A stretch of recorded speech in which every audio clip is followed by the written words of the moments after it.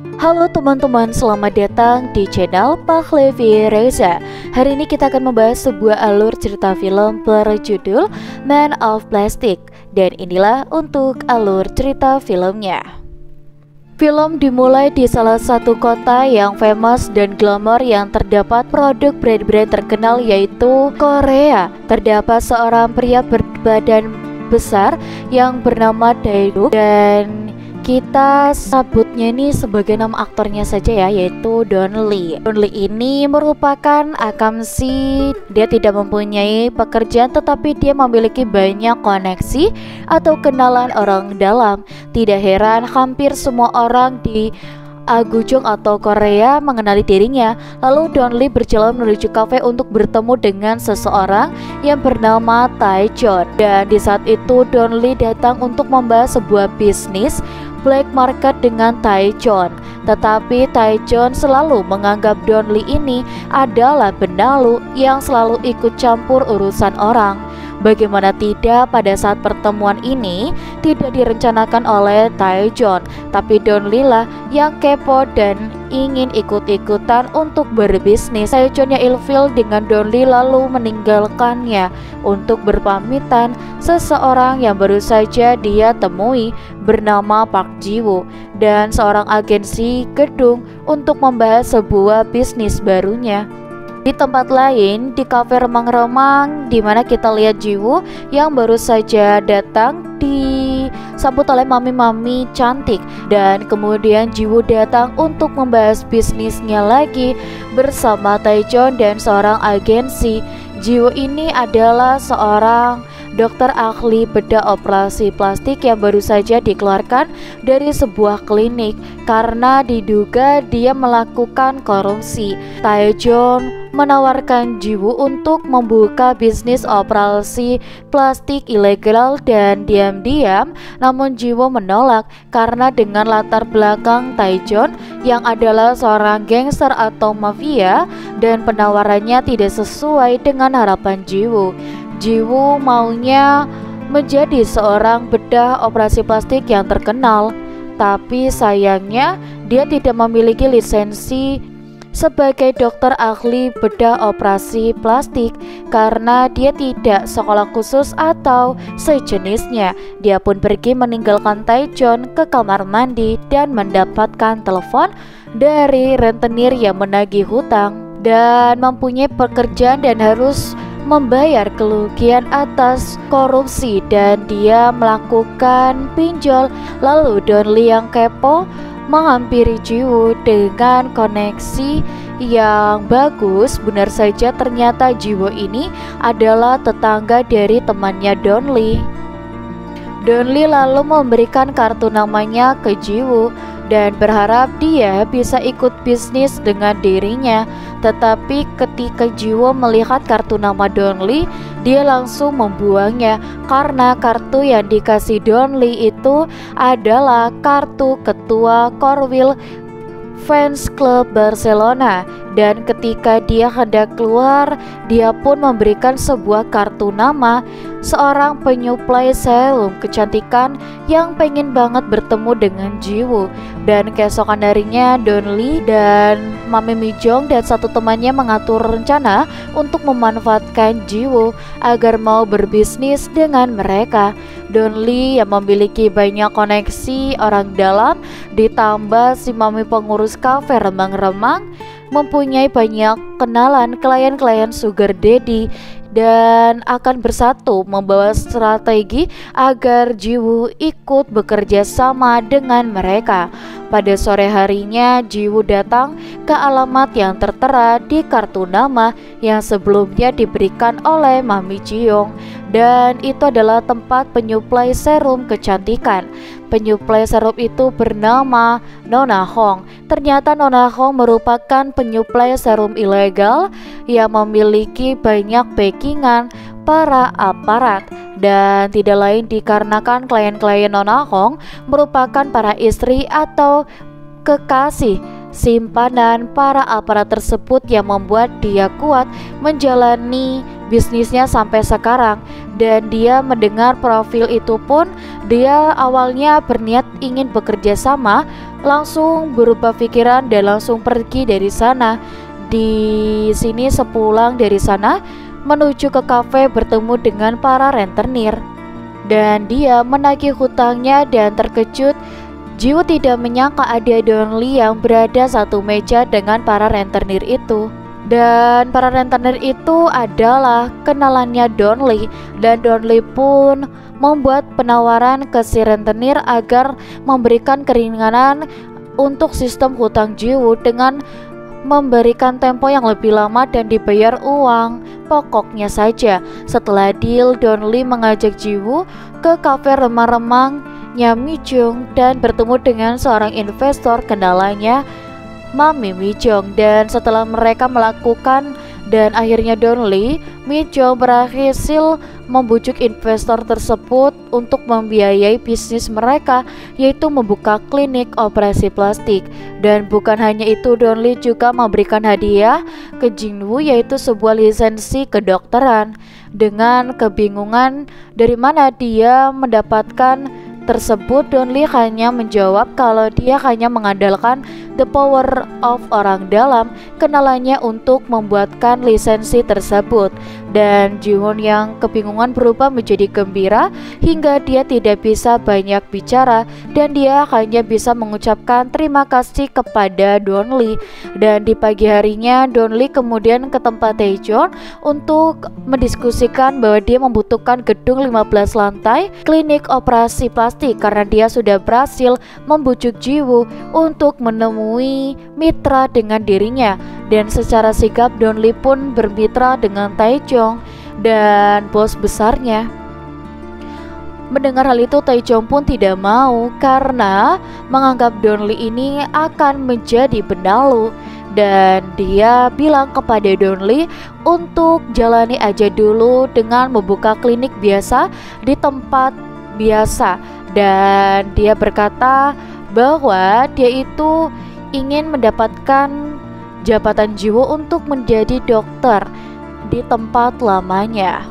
Singkat cerita, selang beberapa bulan, Donlie, Jiwoo, dan Mami Mi-jung berjuang membangun bisnis klinik mereka hingga membuat impian Jiwoo terwujud untuk menjadi dokter ahli bedah yang terkenal.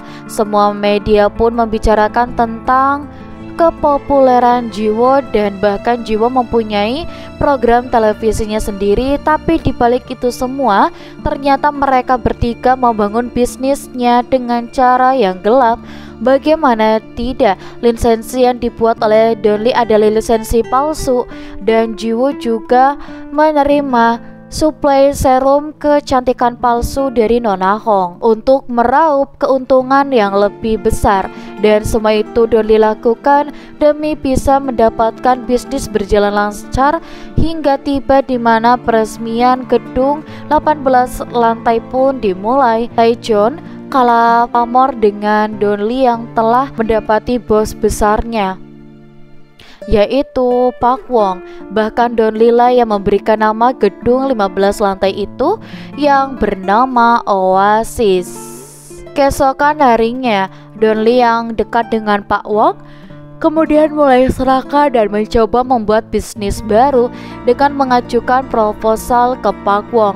Donlie bermaksud membuat bisnis baru, yaitu bisnis kuliner. Setelah itu dia diajak makan malam, tapi ternyata Park Wong bermaksud untuk menyuruh Donlie agar menjadi menantunya dan sebagai direktur utama di Oasis. Ini menjadi sebuah pilihan yang berat karena di satu sisi Jiwoo sedang menikmati masa karirnya, tetapi Donlie mau tidak mau harus menuruti kemauan Park Wong agar segera memutuskan. Dan setelah makan malam Donlie, dia pun pergi ke Oasis untuk membersihkan berkas-berkas yang sengaja dia sembunyikan dari Jiwoo. Tapi apesnya malah bertemu dengan Jiwoo yang hendak pulang dari Oasis. Dan benar saja Jiwoo sudah mengetahui soal rencana Donlie yang akan membuat bisnis baru dengan Park Wong, yang membuat Jiwoo mulai kesal dengan Donlie.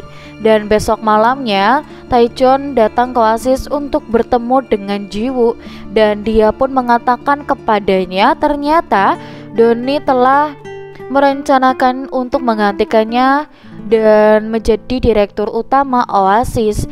Dan hal ini membuat Jiwoo marah dan menemui Donlie, dan dia melempar surat perjanjian untuk menjadi menantu Park Kwon dan menjadi direktur Oasis. Jiwoo dengan emosi pun berniat untuk mengajak berantem, tapi karena badannya tidak sebanding dengan Donlie, di sini Jiwoo lah ya bonyok ditampol oleh Donlie.